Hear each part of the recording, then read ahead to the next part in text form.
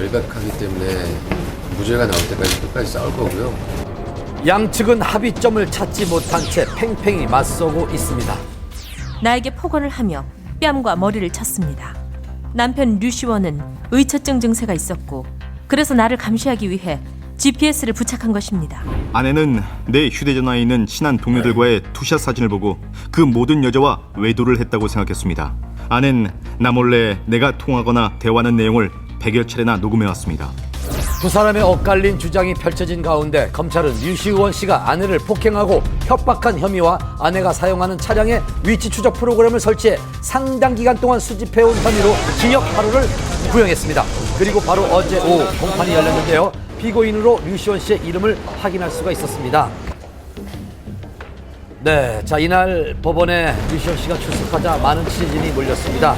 어두운 표정과 일관한 모습입니다.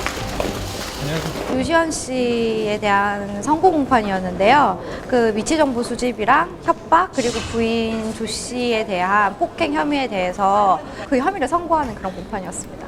이혼 소송과는 별개로 진행된 형사 재판에 대한 선고 공판. 재판부는 류시원 씨에게 벌금 700만 원을 선고했습니다. 결정적인 증거는 바로 음성 파일 녹취 CD였습니다.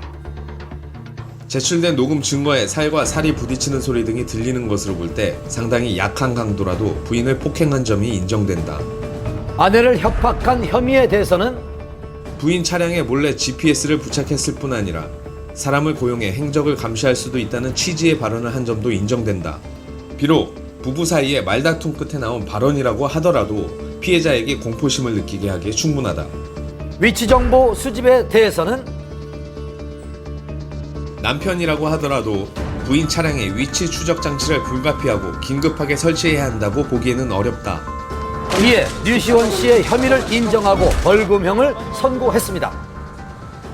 지난번 결심에서는 검찰이 징역 8월을 구형을 했었는데요. 재판부에서는 류시원 씨가 이전까지 그 전과가 없었다는 점 그리고 벌금형 2차례 정도만 있었다는 것을 고려해서 벌금 700만 원 정도로 선고를 했습니다. 이번 선고가 이혼 소송에도 영향을 미칠지 귀추가 주목되고 있습니다. 물론 이혼 소송과 이번 형사재판과는 별개의 재판이지만 형사재판에서 일단 1심이지만 유죄가 선고됨으로 인해서 기타 혼인관계를 이제 지속할 수 없는 중대한 사유 중에 하나로 인정될 수 있기 때문에 이혼 소송에서도 굉장히 불리하게 판단할 수가 있죠. 선고 공판을 마치고 법정을 나서는 류시원 씨. 이번 유죄 판결에 대한 입장은 어떤지 들어봤습니다. 한 말씀만 부탁드릴게요. 일단 비록 벌금형이 나오긴 했지만 저는 결백하기 때문에 무죄가 나올 때까지 끝까지 싸울 거고요. 당연히 항소할 겁니다. 네, 감사합니다. 또다시 예고된 치열한 법정 공방. 향후 추이를 좀 더 지켜봐야 할 것 같습니다.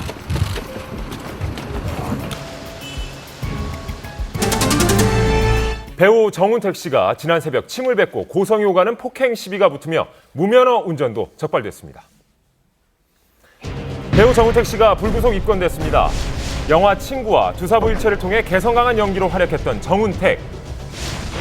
무면허 운전에 행인과 신랑이 도중 침을 뱉고 음료수를 끼얹는 등의 폭행 시비가 있었다는데요.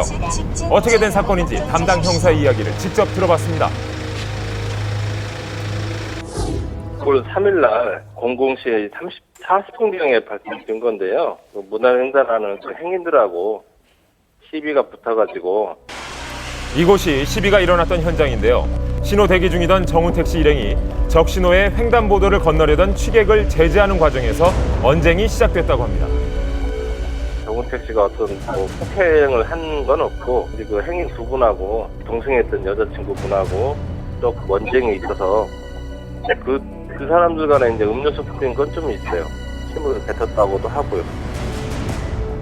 폭행에는 가담하지 않았지만 불구속 입건될 수밖에 없는 이유가 있었습니다. 현장에서는 이제 무면허 운전은 아마 부인을 한 걸로 알고 있는데 횡단보도 근처에 보니까 어떤 가게에 CCTV가 있더라고요. 그래서 그걸 확보를 하고. 여기서 주목할 만한 점은 그 정운택 씨가 2004년에 그 면허가 취소된 점인데요. 경찰이 그 CCTV 화면을 분석을 하고 조사를 하는 과정에서 지인이 몸살을 호소하자 정운택 씨가 스스로 자신이 이 차량을 무면허인 상태에서 운전을 했다고 자백을 한 것입니다. 정운택 씨의 불구속 입건은 이번이 처음이 아닙니다. 불과 2년 전 일반인과 시비 끝에 전치 20주에 달하는 폭행 혐의로 조사를 받은 적이 있습니다.